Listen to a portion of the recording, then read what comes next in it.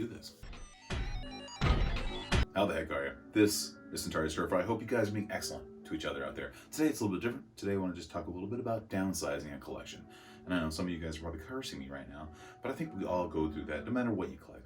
You could be collecting stamps, or maybe you collect models, or maybe, depending on your income level, you collect supermodels, or maybe you collect STDs. I don't know. Maybe that's what you're into. I'm not going to judge you. But I think we all hit that wall. You know, we hit a wall eventually, and some of us probably feel burdened by it, or think about the burden we might leave to somebody else when we're all gone. At least us old guys might. But I just think maybe I've hit that wall, kind of like the food wall.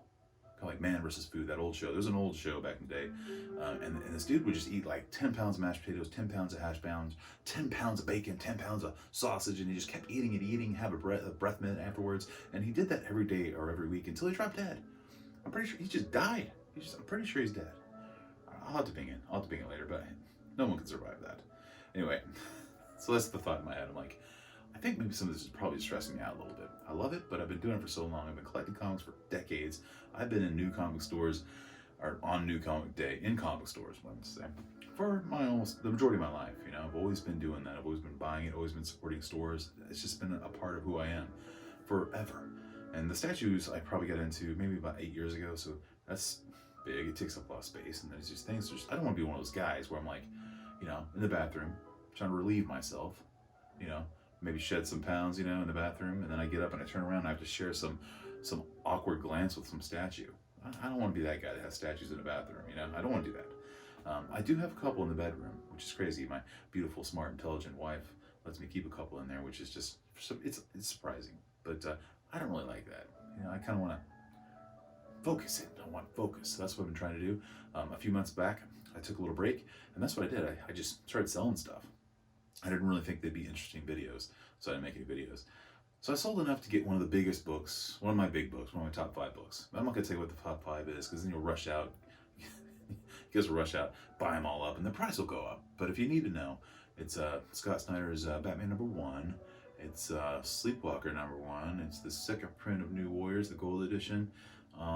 It's the X-Men #1. Okay, not really. But this is a big book. It's not the highest grade, but I'm super happy to have it and I'm proud too, because I actually took a bunch of things and sold it to get this book.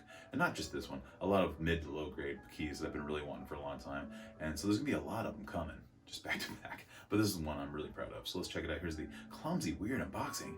Here we go. Here's the box. And it's big, and it seems like it's sound. Like nothing's too crazy. Oh, what's in here? Cut away from yourself. Always cut away from yourself. All right. So we're opening her up. There's peanuts, and it turns out I need the knife again. 1 second. Do that again.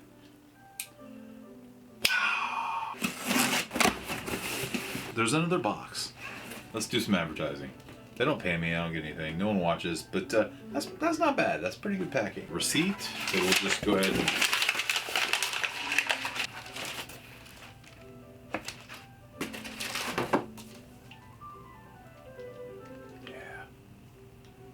Yeah, I did it. Man, stir fry is finally above the law. Vintage. All right, so here we go. 1974, Hulk 181, the first appearance of Wolverine. Or is it? I guess that's debatable, but technically, yeah, it is. This is the book that I remember seeing as a kid. This and Iron Fist 14, the first appearance of Sabretooth, on the wall books when I was a kid, before I even knew what a wall book was, before I even knew that people paid more than $50 or $100 for a book. I had no idea. I mean, I saw those prices and probably laughed and had my handful of, like, you know, Wolverines and Ghost Riders and walked out the door just a happy lad, but man, okay, so as a grown-up, I'm like, wait a minute, I need that. If I stop collecting today, what do I need? This is what I need. It doesn't have to be the highest grade, it could be any grade. It just needs to be a fair price for what it is. And I think I got it. 4.5 off-white pages, a whole bunch of backpack wear here, so some kid probably had this in the back of his BMX, riding down to his neighbor's house to trade it for some ROMs, you know? That's what I think happened. That's what I'm telling myself. Anyway, I think it looks great. I think it presents well. I don't want to sound like a douchebag, but it does. I think it looks great. There's colors there. Everything's there. The stamp's there. No missing pages. This thing is complete. Low grade, but sweet. I love it. It's awesome. So it's really cool to have this. It really feels like a victory. Sometimes when you get like an older comic book that you remember having as a kid, that feels good too. Or sometimes you get things purely on nostalgia, or the quality, or just the love of the art, or the story. And for me, this was primarily the love of the character, and also that memory in the back of my head that in the '90s there was nobody better than him. And for the longest time, he's been one of my favorite characters, and a character that really progressed and rounded out. You know, it took a little time. He started out a little berserker jerk that Scott had to slap around a little bit every once in a while, and then he became the heart of the team. And then later, some people might even argue that he became the heart of Marvel. So one of Marvel's more well-developed characters over time, and you gotta love him. You gotta love him, man. It's a great character. It's a great book to have.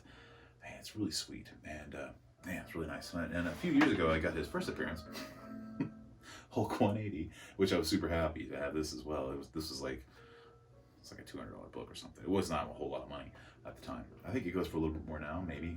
This is still just a 6.0, but it's pretty cool. I'm happy to have these, I think, pretty gnarly, sweet books. Nibble hard, stoked books right here. And selling all that stuff, I was able to get some really cool keys. They were like mid to low grade. I can't wait to share them with you as they come along, but this is probably the major one. So I was able to get first appearances of Sabretooth, Mystique, now Wolverine. There's a few others after that. And it was a pretty good deal. I'm not even done. I just scratched the surface.